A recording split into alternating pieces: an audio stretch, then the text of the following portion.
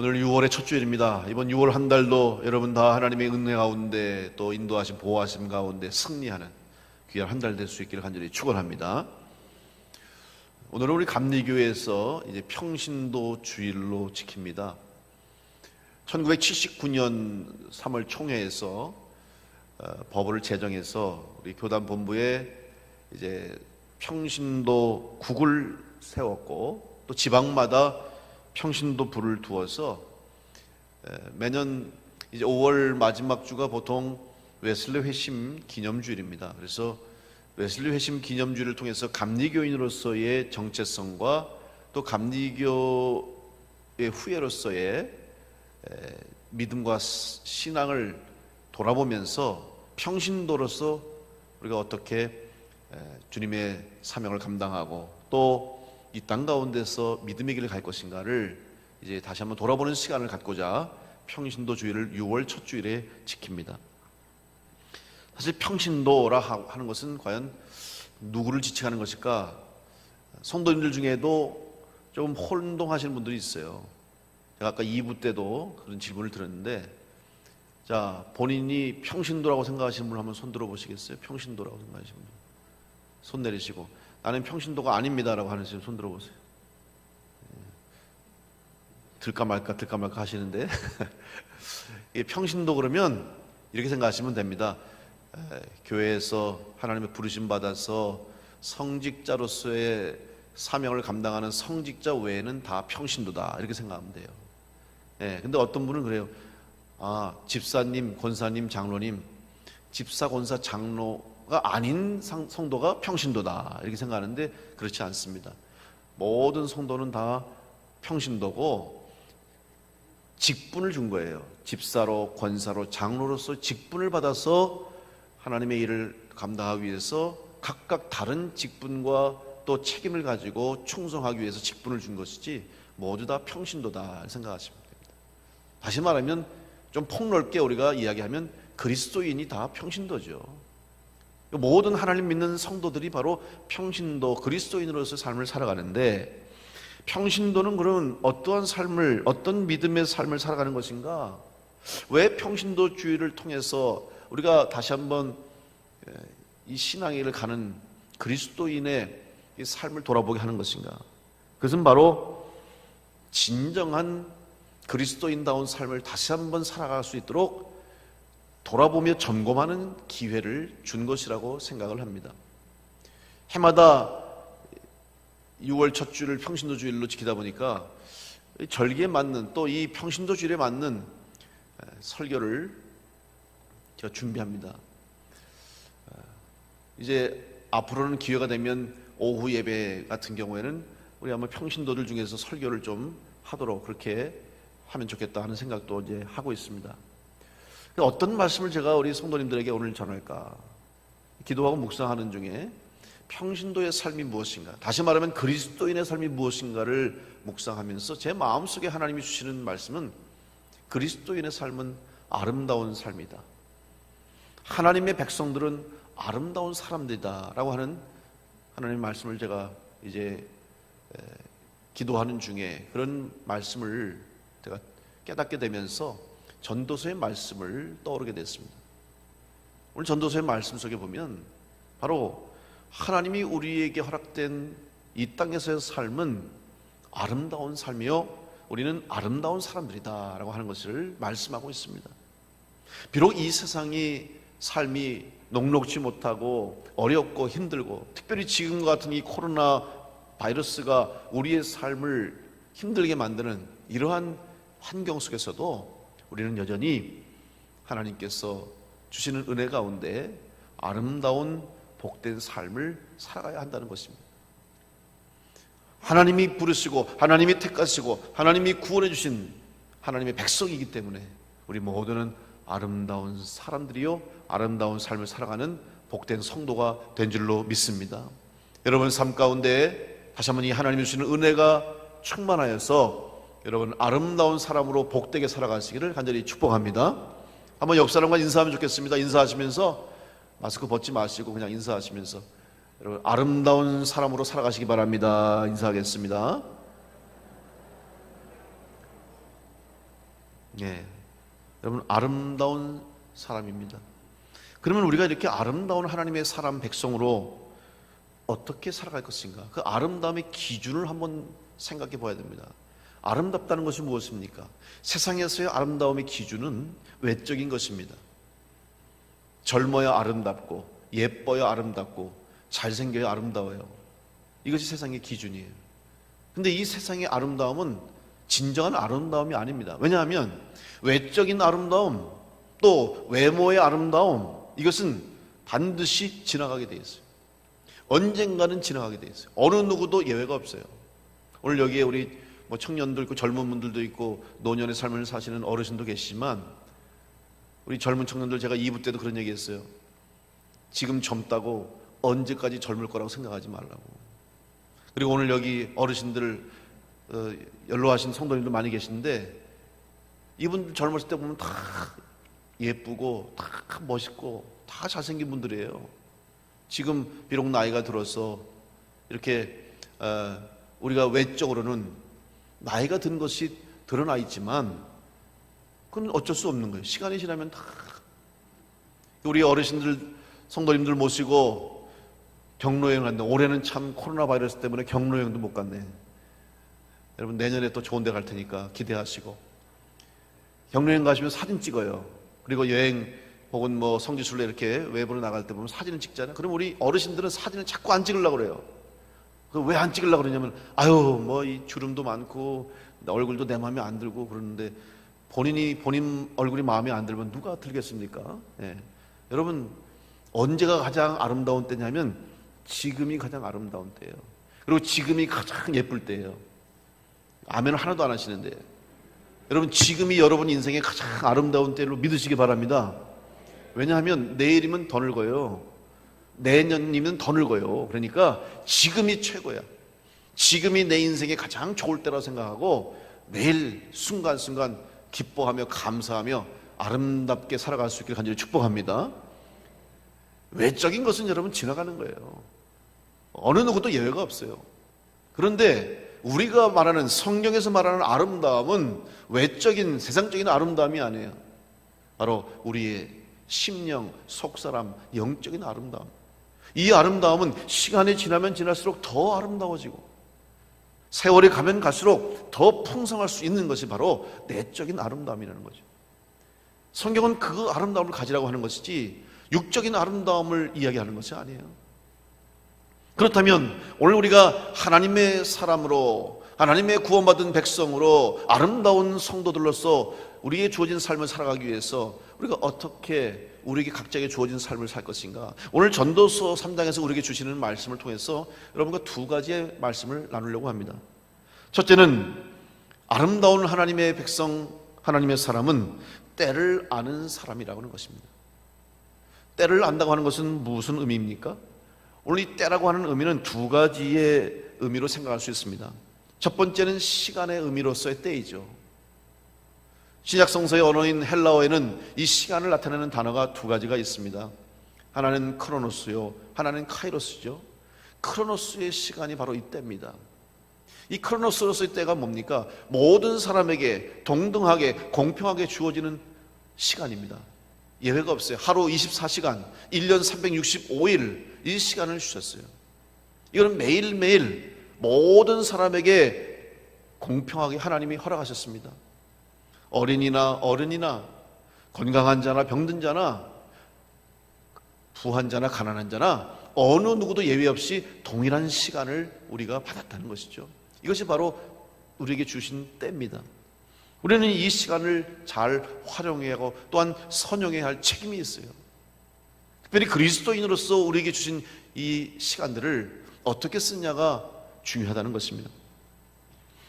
세상 사람들도 성공을 이야기할 때는 반드시 시간을 얘기합니다. 시간을 관리하고 시간을 사용하고 이 시간에 대한 투자를 할 때 그 사람의 인생이 달라진다고 강조하죠. 미국의 유명한 정치가이자 발명가였던 벤자민 프랭클린은 유명한 명언을 남겼습니다. Time is gold. 시간은 돈이다 라고 얘기했죠. 근데 이 이야기를 한 배경은 그가 한 서점에서 점원으로 일할 때 일이었습니다. 한 사람이 와서 책을 고르고 살려다가 이 프랭클린한테 와서 깎아달라고 얘기하는 거예요. 예를 들면 10,000원짜리인데 이거 좀 깎아줄 수 있습니까? 왜 프랭클린 이거는 깎아줄 수가 없습니다 얘기했어요. 또 잠시 뒤에 와서 또 한번 이거 10,000원인데 좀 깎아주면 안 되겠습니까? 안 됩니다. 그리고 또 좀 이따 가서 또 깎아달라는 거예요. 그래서 이거 10,000원인데 어떻게 안 되겠습니까? 그러니까 프랭클린이 그렇게 얘기했답니다. 11,000원입니다. 그러니까 이 사람이 아니 무슨 소리요? 이게 10,000원짜리인데 왜 11,000원입니까? 그랬더니 12,000원입니다. 계속 그러니까 화가 나서 무슨 근거로 당신이 10,000원짜리를 자꾸만 비싸게 부르는 거냐고 그랬더니 프랭클린이 한 말이 Time is gold. Time is money 얘기했잖아요. 시간은 돈인데 당신이 지금 내 시간을 뺏어가지 않았습니까? 그러니까 돈 더 내시오. 오늘 우리에게 주신 시간을 가치 있게 여기라는 말이겠습니다.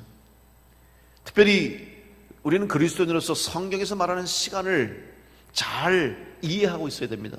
성경에서의 시간은 세상에서의 시간과 더불어 한 가지 더 가장 중요한 것을 놓쳐서는 안 된다고 우리에게 가르치고 있습니다. 그것은 바로 시간의 주관자가 누구인지를 알아야 된다는 것이죠. 시간의 주인이 누구인지를 아는 것으로부터 우리의 믿음의 삶이 출발돼야 됩니다. 사도 바울은 로마서 11장 36절에서 이는 만물이 주에게서 나오고 주로 말미암고 주에게로 돌아감이라 그에게 영광이 세세히 있을지어다. 사도 바울은 알았습니다.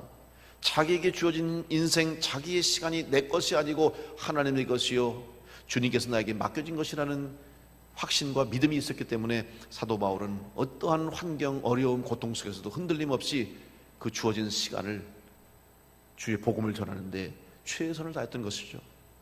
오늘 우리의 시간이 누구의 것입니까? 우리 많은 사람들은 착각합니다. 나에게 주신 시간 이건 내 것입니다. 물론 내가 관리하고 내가 쓰고 내가 주도할 수 있지만 시간을 허락하신 분은 바로 하나님이라고 하는 믿음이 우리에게 있어야 됩니다. 우리 인생이 하나님 앞에서 얼마나 보잘것없는 연약한 인생입니까? 성경은 그것을 분명히 우리에게 말씀하고 있습니다. 그 우리의 약함을 아는 것으로부터 출발하라는 것이죠. 그렇지 않으면 우리의 인생이 허무한 인생이 되는 거예요. 우리의 인생은 우연히 존재하는 인생이 아니요 하나님께서 목적을 주신 인생이 됐기 때문에 가치 있는 인생이 되었다는 것이죠. 그런데 그 전에 하나님 주신 목적과 뜻을 깨닫기 위해서는 먼저 우리의 인간적인 인생, 인간적인 삶, 세상적인 우리의 시간이 얼마나 유한하고 보잘것없다는 것을 고백을 해야 하고 또한 인정을 해야 한다는 것입니다. 야고보서 3장 14절 말씀에 내일 일을 너희가 알지 못하는도다. 너희 생명이 무엇이냐? 너희는 잠깐 보이다가 없어지는 안개니라. 이렇게 말씀했습니다. 우리 인생이 마치 안개와 같이 잠깐 있다가 사라지는 인생이라고 말하는 거예요. 이런 인생인데 우리는 영원히 살 것처럼 착각할 때가 많습니다. 시편 기자는 고백합니다. 시편 90편 5절로 6절 말씀에 그들은 잠깐 자는 것 같으며 아침에 돋는 풀 같으니이다. 풀은 아침에 꽃이 피어 자라다가 저녁에는 시들어 마르나이다. 오늘 우리의 인생이 잠깐 자는 것 같은 일장춘몽과 같은 인생이요, 또 아침에 피었다가 저녁에 시들어버리는 풀과 같은 인생, 그렇게 잠시 왔다 잠시 사라지는 인생인데 뭐가 그렇게 대단한 것처럼 하나님을 무시하고 하나님이 없는 것처럼 주인 되어서 내 마음대로 내 생각대로 내 뜻대로 살려고 하는 것이 오늘 우리의 모습이죠. 그래서 전도서는 헛되다는 말을 반복하는 거예요. 이 인생 결국은 주인이 누군지 모른 채 나에게 시간과 생명을 주신 하나님을 모른 채 살아가는 인생은 헛되고 헛되니 모든 것이 헛되다고 고백하는 거예요. 우리 인생이 헛된 것으로 끝나지 않은 거예요. 솔로몬이 세상 부귀영화 모든 것을 누려본 사람이지만 그 세상에 많은 것을 가지고 누렸다 할지라도 하나님이 떠난 인생은 헛되다고 하는 것을 우리에게 가르치고 있는 것입니다. 시편 39편 4절로 5절 말씀에 여호와여 나의 종말과 연한이 언제까지인지 알게 하사 내가 나의 연약함을 알게 하소서. 주께서 나의 날을 한 뼘 길이만큼 되게 하심에 나의 일생이 주 앞에는 없는 것 같사오니 사람은 그가 든든히 서 있는 때에도 진실로 모두가 허사뿐이니이다. 시편 기자의 고백. 우리의 약함을 먼저 아는 자가 지혜로운 자요. 내가 얼마나 연약한 존재인가를 아는 자가 참 하나님의 백성으로서의 삶을 시작할 수 있다는 것을 고백했던 것입니다. 오늘 여러분, 우리에게 주어진 시간, 우리에게 주어진 이 한계를 여러분 인정하시고 이 시간 속에서 헛된 인생으로 끝나지 않도록, 허무한 인생으로 끝나지 않도록 하나님이 주인됨을 믿음으로 고백하며 살아갈 수 있기를 간절히 축복합니다. 이런 세상적인 시간을 우리가 먼저 바르게 이해를 해야 돼요. 그런데 이러한 우리에게 주어진 세상적인 시간 속에서 가치 있는 인생, 의미 있는 인생으로 살아가기 위해서는 바로 카이로스의 경험, 카이로스의 시간을 소유해야 돼요. 이 카이로스의 시간은 뭐냐면 바로 하나님이 내 삶에 들어오시고 하나님이 내 인생에 개입해 주시고 예수 그리스도가 내 삶의 구원자가 되심을 고백하는 그 순간부터 우리는 카이로스의 시간을 살게 되는 것이죠. 이전의 삶은 인간적인 삶으로서 세상적인 시간의 흐름 속에서 연약한 인생으로 끝나버린 인생이지만, 그런 인생임에도 불구하고 주님이 찾아와 주시고 주님이 나의 구주가 되시고 하나님이 내 생명의 주인 되심을 믿고 고백하는 하나님의 백성이 되는 순간, 우리들은 이제는 헛된 인생, 무의미한 인생, 연약한 인생으로 끝나는 것이 아니라 하나님께 영광 돌리는 인생, 가치 있는 인생, 세상을 변화시킬 수 있는 성령의 능력을 가지고 살아가는 복된 성도의 인생을 살게 될 줄로 믿습니다. 그것이 바로 오늘 우리가 아름다운 성도가 되는 이유가 되는 것입니다. 지금 우리는 이 코로나19 바이러스로 인해서 전혀 예상하지 못했던 시간을 보내고 있고, 전혀 준비되어 있지 못하고 예측하지 못한 일들로 인해서 우리는 지금 방황하고 때로는 혼란스럽게 또 어려움을 겪고 있습니다. 신앙인으로서 과연 이러한 어려운 때를 맞았을 때 우리가 이 때를 어떻게 잘 분별하고 어떻게 잘 보낼 것인가가 중요한 문제예요. 여러분, 오늘 본문의 말씀 보면 전도서 3장 11절 말씀에 하나님이 모든 것을 지으시되 때를 따라 아름답게 하셨고 또 사람들에게는 영혼을 사모하는 마음을 주셨다. 그런데 때를 따라 아름답게 하셨다 그랬어요.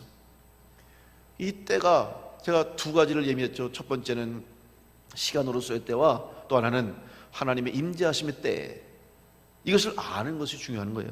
그래서 이 성경을 공동 번역해 보면 이렇게 번역되어 있습니다. 모든 것이 제때에 알맞게 맞아 들어가도록 만드셨더라. 새 번역 성경에 보면 하나님은 모든 것이 제때에 알맞게 일어나도록 만드셨다, 이렇게 번역이 되어 있습니다.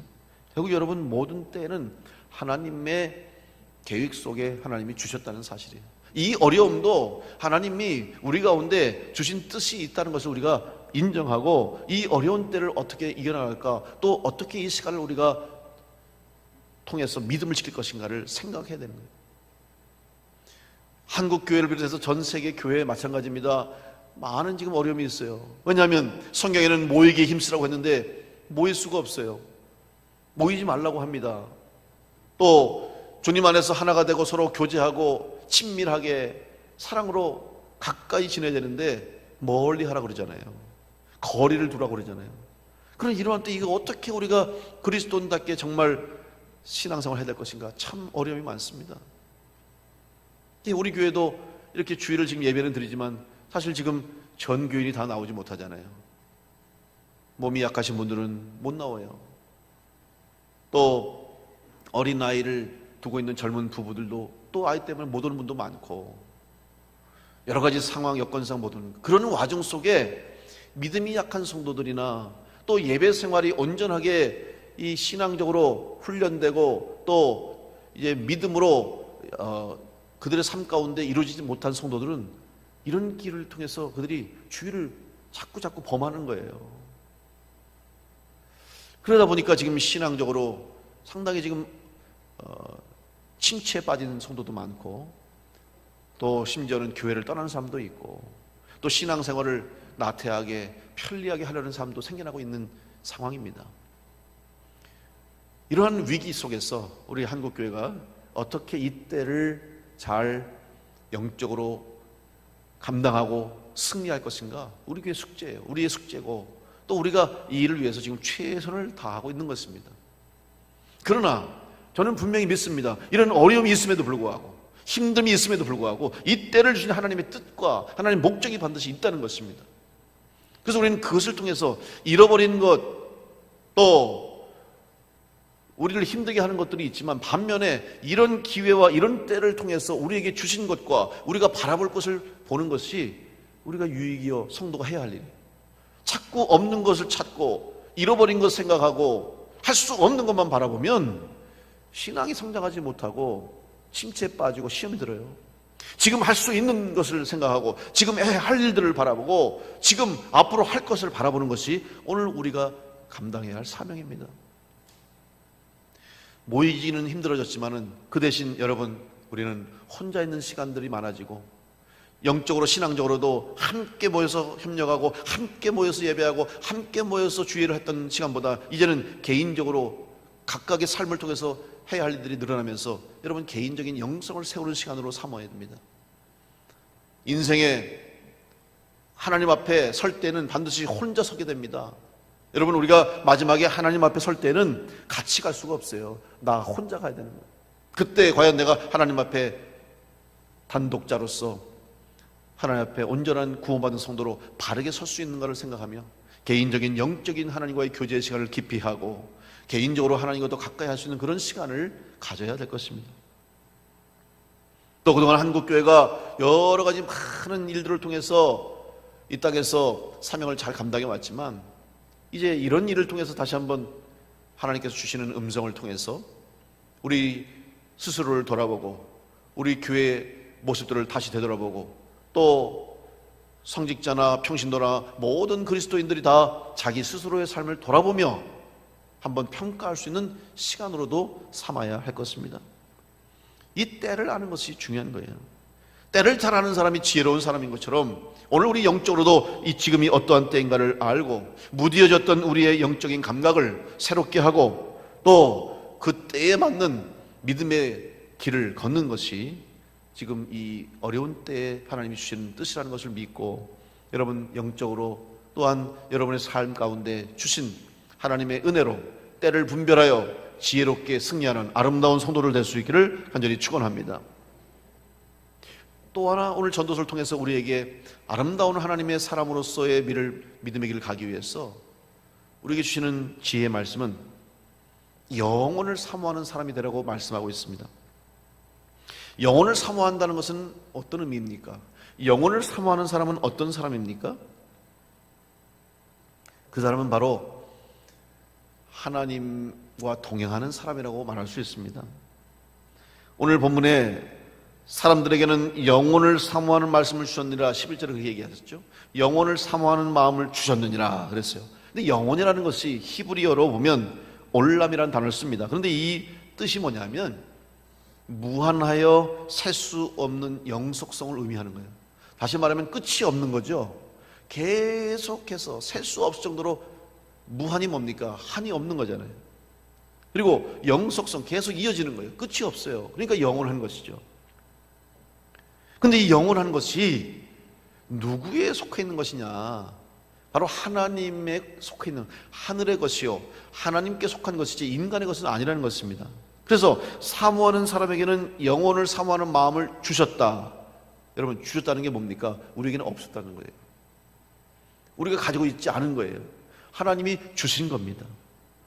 그래서 하나님이 주시는 것이기 때문에 우리가 하나님이 주시는 것을 받을 때에 영원한 것을 바라볼 수 있는 영적인 존재가 되는 것입니다. 하나님이 사람을 만드실 때도 흙으로 사람을 만드시고 코에 생기를 불어넣어 주셨기 때문에 살아있는 영적인 존재가 된 것이지 하나님이 그 호흡, 숨, 영을 주시지 않으면 우리는 살아갈 수가 없는 거예요. 살아있는 존재가 아니라는 거예요. 그래서 영적으로 살아있어야 진정한 살아있는 사람이 되는 것이죠. 육신이 살아있다고 살아있는 게 아닙니다. 신앙적으로도 마찬가지예요. 교회 나온다고 해서 다 되는 게 아니고 예배 드렸다고 해서 다 끝난 것이 아니고 정말 예배하는 자답게 하나님을 믿는 성도답게 예수 그리스도를 구주로 고백하고 십자가의 대속의 은혜를 믿는 성도답게 살아가야 그 사람이 진짜 영적으로 살아있는 성도가 되는 것입니다. 영혼을 사모하는 마음을 주셨다고 그랬어요. 영혼은 하나님의 소유입니다. 한글 성경에서는 사모하는 마음을 주셨다 이렇게 되어 있지만 히브리 원어의 구약 성경의 원어에 보면 이렇게 기록이 되어 있습니다. 번역을 해보면 영혼을 그들의 마음속에 심어 주셨다 이렇게 번역이 할 수 있어요. 이게 원어예요. 그러니까 느낌이 조금 다르죠. 그냥 영혼을 사모하는 마음을 주셨다 이렇게 해석하는데 그것을 영혼을 그들의 마음속에 주셨다 그러면 어떻게 해요? 하나님이 주어가 되는 거죠. 하나님의 행하신 것을 더 강조하는 것이죠. 영혼을 사모하는 그 영혼이라는 것을 우리의 마음속에 하나님이 심어주셨다는 거예요. 그래서 영어 성경 NIV에도 이 말씀을 그렇게 해석하더라고요. Eternity라고 하는 것이 영혼인데 이 영혼하는 것을 그들의 마음속에 set라고 하는 단어를 써요. set. 여러분 set이 뭐예요? 흔히 여러분 테이블에 이제 음식을 차릴 때 세팅한다 그렇게 말씀하죠. 여러분 표현 우리가 영어 표현을 쓸 때 세팅한다 이게 뭐예요? 아무것도 없는데 하나씩 갖다 놔서 식사할 수 있도록 식탁을 준비해 놓는 게 세팅하는 거잖아요. 어떤 일이 되어지기 위해서 준비해 놓은 모든 일들을 세팅한다고 그러는 것처럼 원래 우리에게 없었던 것인데 하나님이 우리 가운데 주셔서 그 일을 할 수 있도록 준비해 주신 거예요. 오늘 우리는 이 땅에 썩어서 이 땅 살다가 썩어질 것을 끝나버리는 인생에 불과하지만 하나님이 우리 가운데 찾아와 주시고 하나님이 우리 가운데 영혼을 주셔서 영원한 것을 바라볼 수 있는 은혜를 주셨기 때문에 오늘 우리가 천국 바라보고 하나님 나라 바라보고 이 땅에서 살지만 영원한 것을 바라볼 수 있는 영에 속한 사람으로 살아가게 된 줄로 믿습니다. 그래서 영혼을 사모하는 마음을 주셨다는 거지. 이제 영혼을 사모하는 길을 우리에게 주시고 그 길을 갈 수 있도록 예수 그리스도께서 생명의 길이 되어주셔서 십자가의 달로 돌아가심으로 구원의 길을 열어주신 것입니다. 죄악으로 영적인 눈이 어두웠던 자에게 하나님께서는 예수 그리스도 보내주심으로 영적인 눈이 떠지게 하셔서 이제는 세상만 바라보는 것이 아니라 유한한 것만 바라보는 것이 아니라 하늘의 것을 바라보고 영원한 것을 바라볼 수 있는 믿음을 허락해 주신 것입니다. 보지 못했던 것과 볼 수 없었던 것들을 바라보며 하나님의 약속을 바라보게 하셨습니다. 그래서 히브리서 기자는 고백합니다. 히브리서 11장 1절로 3절에 믿음은 바라는 것들의 실상이요 보이지 않는 것들의 증거니 선진들이 이로써 증거를 얻었느니라. 믿음으로 모든 세계가 하나님의 말씀으로 지어진 줄을 우리가 아나니 보이는 것은 나타난 것으로 말미암아 된 것이 아니니라. 하나님을 향한 믿음을 가지고 하나님께서 우리에게 주신 영혼을 가지고 영적인 눈이 떠져서 믿음을 가질 때 바라보게 되고 또 믿음으로 바라볼 때 천국을 향한 우리들의 삶이 한 걸음 한 걸음 온전히 생명을 향한 길로 걸어갈 수가 있게 된 것입니다. 오늘 우리 안에 주신 이 영혼을 여러분 묻어두지 마시고 심지어는 나에게 이 영혼이라는 것을 하나님이 허락하셨다는 것조차도 잊고 살지 마시고 주신 선물, 주신 은혜를 마음껏 누리며 살아갈 수 있는 성도를 될 수 있기를 간절히 축복합니다. 오늘 이 말씀 속에 우리 가운데 영혼을 사모하는 마음을 주셨다라고 했는데 이 주셨다라고 하는 히브리어의 단어가 나탄입니다. 주다라는 뜻인데 이 단어에 또 하나의 중요한 의미가 있습니다. 그게 뭐냐면 허락하다라는 뜻이 있어요. 따라서 이 말씀을 해석해 보면 하나님이 허락하셨기 때문에 우리들에게 영혼을 사모하는 심령을도 주셨고 우리 가운데 구원의 은혜도 주셨고 예수 그리스도의 구원의 은혜도 허락해 주셨다는 말씀입니다. 여러분 하나님이 허락하셨기 때문에 오늘 여러분이 이 자리에 와서 예배드리고 구원받은 성도로 살아갈 수 있음을 믿으시고 하나님의 주도권을 인정하는 성도가 될 수 있기를 간절히 축복합니다. 하나님이 허락하셨기 때문에 우리의 삶이 바뀐 것입니다. 근데 우리는 하나님의 허락하심보다는 내 주장대로, 내 주관대로, 내 마음대로 살 때가 더 많다는 것이죠. 이것이 문제입니다. 우리는 하나님의 허락하심이 없으면 단 하루도 한순간도 살아갈 수 없는 연약한 인생임에도 불구하고 내 생각, 내 마음, 내 욕심대로 언제까지나 살 수 있다고 하는 이 착각 속에 살아가는 것입니다. 우리는 요나 이야기를 잘 알고 있습니다. 요나는 하나님께 사명을 받았어요. 니느웨 성을 향해 가서 구원의 말씀을 선포하라는 것입니다. 그런데 요나의 생각에는 니느웨는 멸망받고 저주받아야 할 성, 그들은 구원을 받을 수 있는 자격조차 없다고 생각했어요. 그만큼 죄악이 가득한 성이었어요. 오히려 니느웨보다는 다시스를 가야 되는 거예요. 그게 요나의 생각이었습니다. 그래서 요나는 하나님의 말씀에도 불구하고 허락 없이 니느웨를 향하지 않고 다시스로 향했습니다. 그래서 결국 풍랑을 만나게 되었고 물고기 밥으로 던져져서 물고기 배 속에서 3일 동안 있다가 다시 살아났어요. 그리고 어쩔 수 없이 그는 니느웨를 향해서 가고 니느웨 성에서 복음을 전합니다. 니느웨 성은 규모가 큰 성이었습니다. 3일 동안을 걸어갈 정도로 성이 컸다는 것이죠.